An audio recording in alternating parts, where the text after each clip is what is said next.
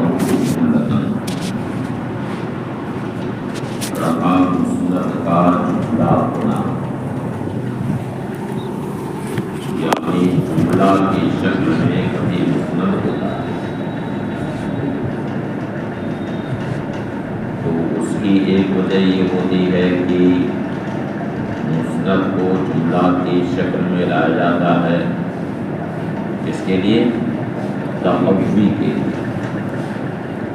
یعنی تقویت حکم کی، جیسے زید قام،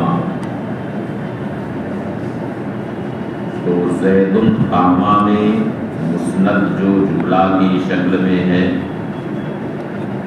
تو تکرار اسناد کی وجہ سے حکم کو یہاں پر تقویت ملی اور لقونہ سببیًا، یا جملہ کی شکل میں اس وجہ سے مسند کو لایا جاتا ہے کہ مسند سببی، کیا ہو سببی، سببی کی تشریح آ چکی ہے کہ نہیں؟ ہو چکی ہے نا؟ اور کتنی تشریح ہوئی ہے؟ دو تشریح ہوئی ہے نا؟ اور امید یہی ہے کہ میموری میں محفوظ ہوں گی دونوں تشریح ہیں. ہاں، جیسے زید ابوہ قائم، تو یہاں پر قائم کا جو حکم لگایا گیا یہ خود زید پر نہیں بلکہ زید کے متعلق یعنی اب پر حکم لگایا گیا، تو مسند یہاں پر سببی. تو جملہ کی شکل میں مسند یا تو تقویت حکم کے لیے لے آتے ہیں یا اس وجہ سے کہ مسند کیا ہوتا ہے؟ سببی ہوتا ہے. وَأَمَّا كَوْنُ جُمْلَةً فَلِلتَّقَوِّ، تو تقویت حکم کے لیے، اور لِقَوْنِهِ سَبَبًا، یا اس وجہ سے کہ وہ کیا ہو؟ سببی ہو. یہ سببًا نہیں ہوگا، سببی کیا ہوگا. تو اس میں تصحیح کی ہے کہ نہیں ہے؟ کما بتا جیسا کہ گزرا. بس یہ لوگ خالی شرح عقائد جو چھاپی ہے اسی میں تصحیح نہیں کرتے. نہ معلوم کب سے ہمارے نام کے ساتھ اس میں حکم کے ساتھ سے وہ لوگ چھاپ رہے ہیں. دعوت اسلامی کے لوگ اب پتہ نہیں اس کو ہٹایا کہ نہیں ہٹایا. جہاں محشی کا نام لکھا ہے تو وہاں حکم کے ساتھ سے لوگ چھاپ رہے ہیں. وہ لوگ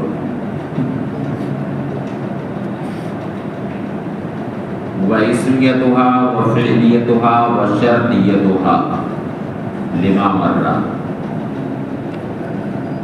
اب جملہ اسمیہ بھی ہوتا ہے، فعلیہ بھی ہوتا ہے، شرطیہ بھی ہوتا ہے.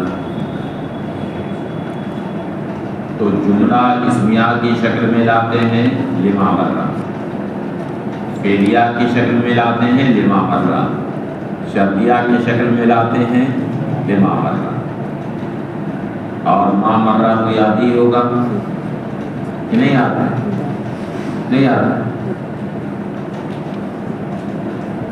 آخری اسم کی شکل میں اس کو لاتے ہیں کس لیے؟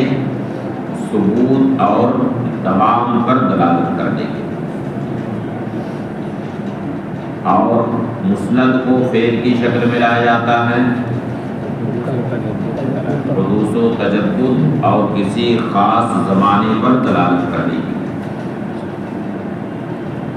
اور اسے شرطیہ کیوں لاتے ہیں؟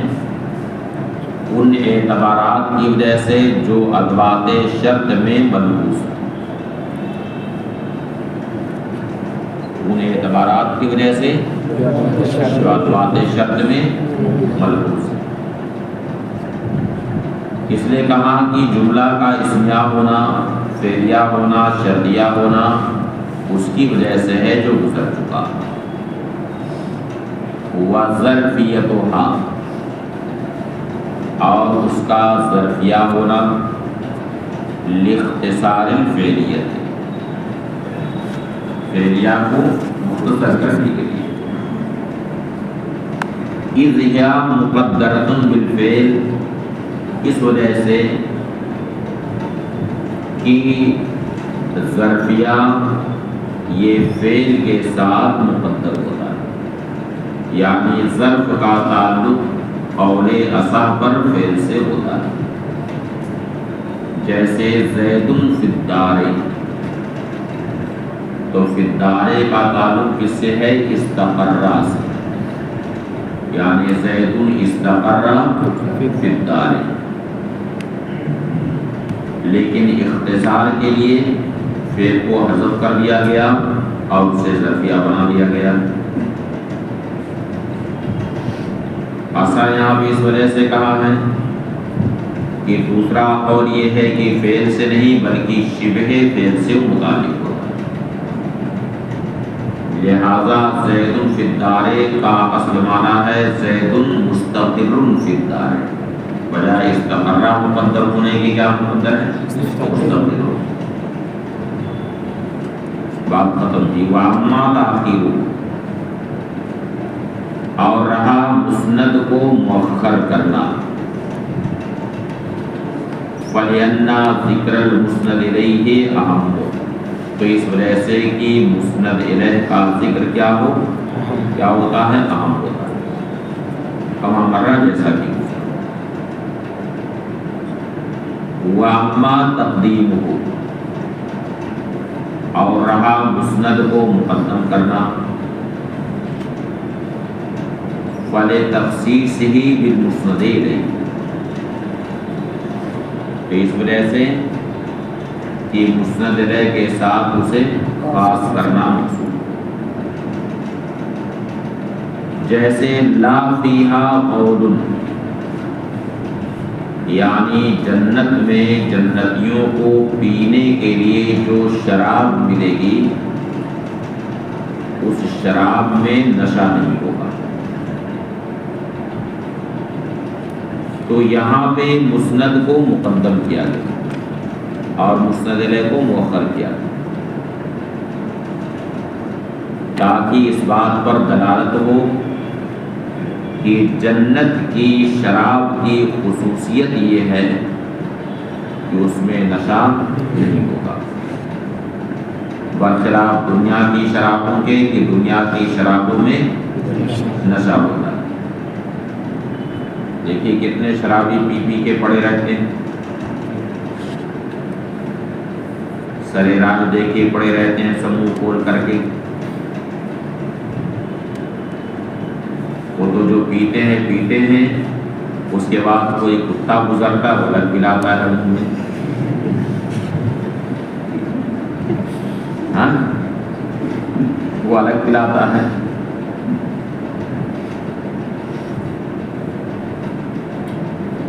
جیسے لا فیہا قول، اے بخلاف امور الدنیا، یعنی برخلاف دنیا کی شرابوں کے. ولہذا لم یقدم الظرف فی نحو لا ریب فیہ، یہی وجہ ہے کہ لا ریب فیہ میں ظرف کو مقدم نہیں کیا گیا، کیونکہ اگر مقدم کر دیا جائے تو یہاں پر بھی تخصیص کا فائدہ ہوگا اور اس کا معنی یہ ہوگا کہ ریب کی نفی قرآن حکیم ہی کے ساتھ خاص ہے، تو اس کا مفہوم مخالف یہ نکلے گا کہ دوسری کتابوں میں شک ہے. اس لیے یہاں ظرف کو مقدم نہیں کیا گیا. وَلِهَذَا لَمْ يُقَدَّمِ الظَّرْفُ فِي نَحْوِ لَا رَيْبَ فِيهِ، یہی وجہ ہے کہ لا ریب فیہ کے مثل میں ظرف کو مقدم نہیں کیا گیا لئلا یفید ثبوت الریب فی سائر کتب اللہ تعالی، تاکہ دیگر کتب سماویہ میں ثبوت ریب کا یہ کہیں افادہ نہ ہے، کہ کوئی یہ نہ سمجھ لے کہ دیگر کتب سماویہ میں شک ہے۔ اب التنبیہ من اول الامر علی انہ خبر لا نعت، یا مسند کو مقدم اس وجہ سے کیا جاتا ہے کہ ابتدائے امر ہی سے اس بات پر متنبہ کرنا ہو کہ یہ خبر ہے، صفت نہیں، اس وجہ سے کہ نعت کبھی بھی منعوت پر مقدم نہیں ہوتی۔ کیا خیال ہے؟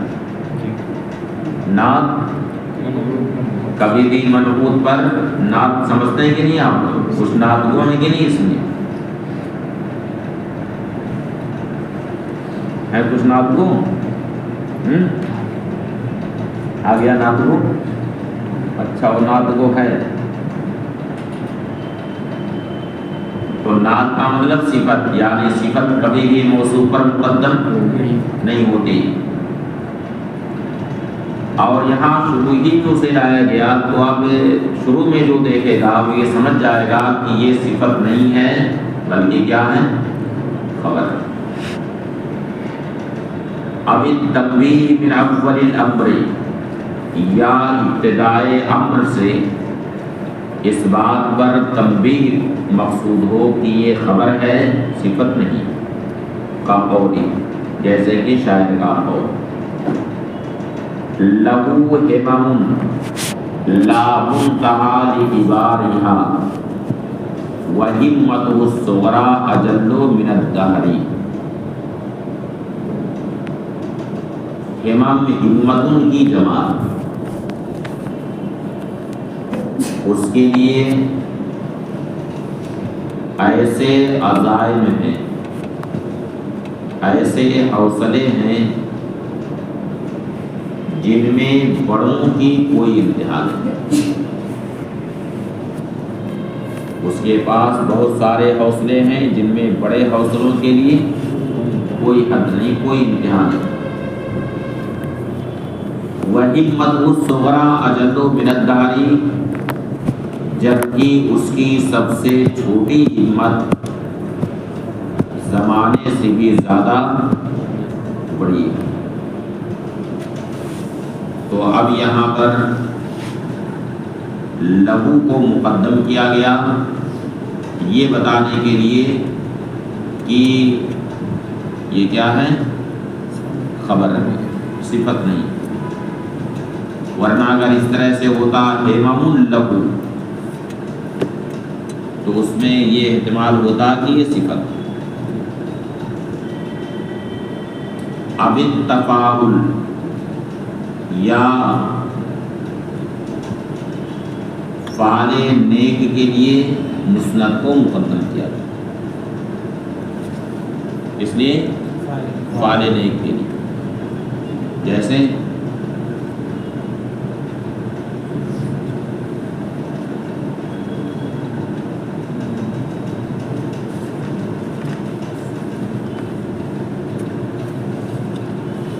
کوئی مثال نہیں آ رہی،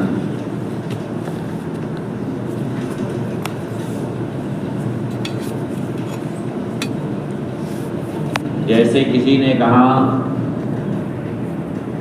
کہ سعیدا بوجہہ الدنیا،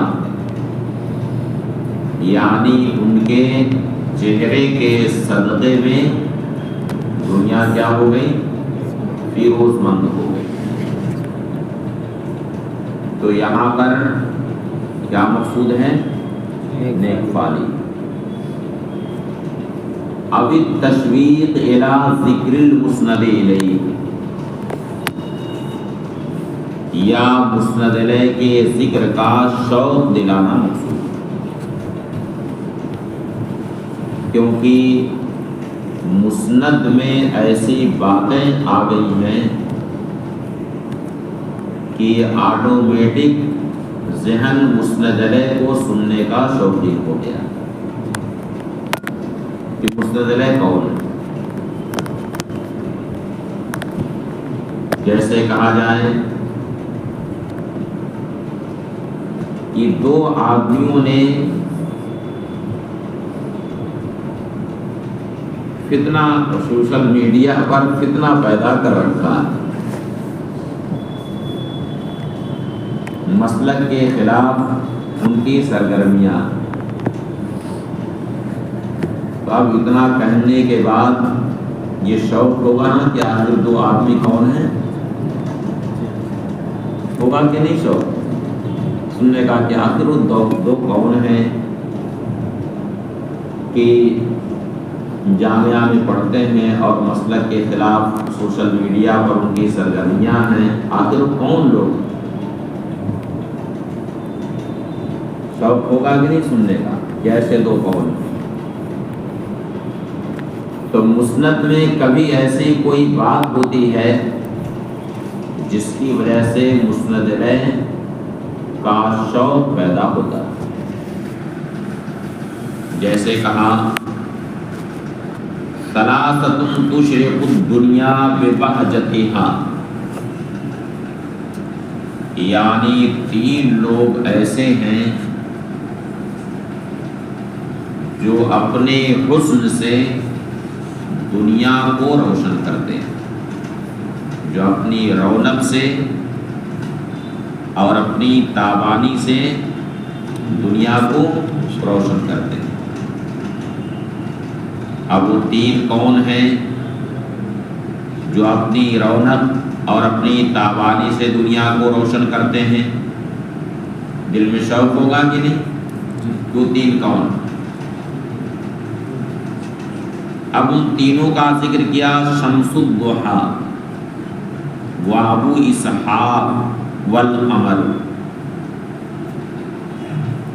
وہ تینوں کون ہیں؟ شمس الضحیٰ یعنی چاشت کے وقت کا سورج، چاشت کے وقت کا جو سورج ہوتا ہے وہ مکمل تابانی پر ہوتا ہے۔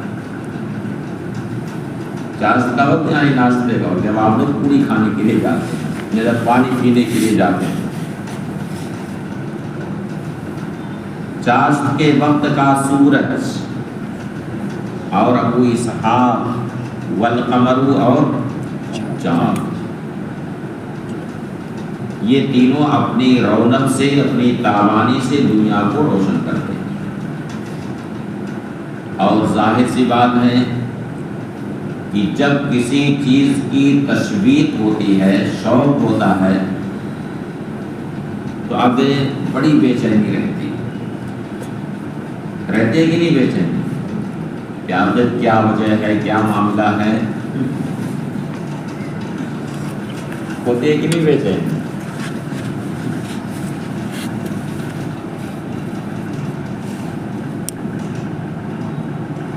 تنبیہ